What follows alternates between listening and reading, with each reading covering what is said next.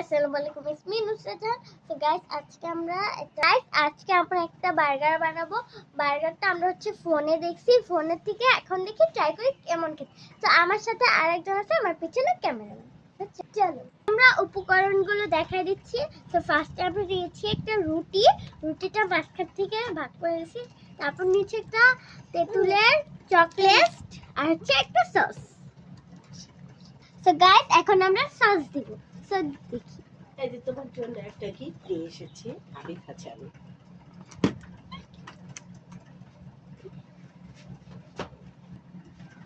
So এখন আমরা উপরেরটাই দিব।